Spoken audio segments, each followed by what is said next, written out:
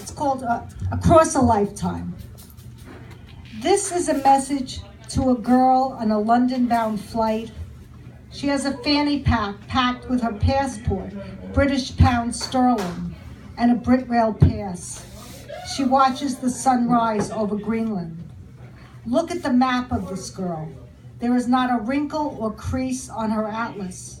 She is unpinned, untouched. It is 1975, pre-Diana. She just knows she will marry a prince. Look at the dream of this girl shopping in Piccadilly Circus. Wasn't that Ringo getting into a taxi? See how she makes out with the Dutch boy in the pit during a Rod Stewart concert. In the evening fog of Whitechapel, she loses her voice. Jack the Ripper follows her. Is that relief or disappointment when the shadow man passes her by? Gaze at her delight in Carnaby Street. She expects her body to morph into Twiggies, even though she feasts on Devonshire cream.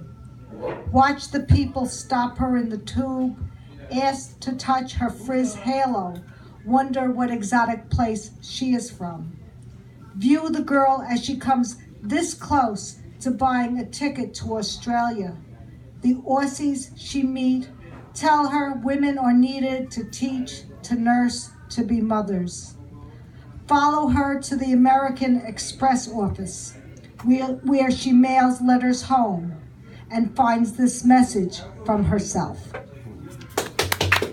So I'm going to read Florence Cox from the UK, and her poem is Transmitting the Past, Foxhall, Suffolk.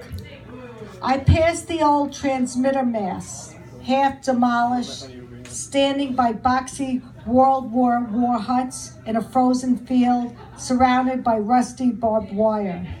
I passed the last burial mound, the only one that has not been plowed up, honoring a warrior whose name was known 3,500 years ago, whose buried bones were later secretly disturbed, treasures stolen.